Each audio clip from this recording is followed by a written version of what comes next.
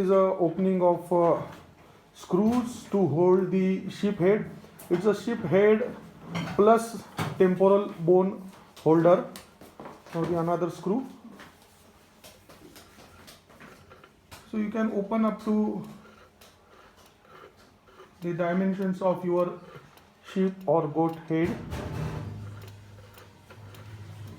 So there are the 4 powerful screws which will hold the sheep head. There is a suction, there is a irrigation cannula.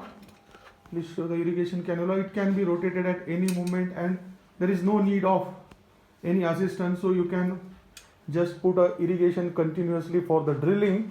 And then there is a area where you can put your instruments, and you have a drainage system here. It can be adjusted screws on both the sides. There is for the depending upon the angulation you need.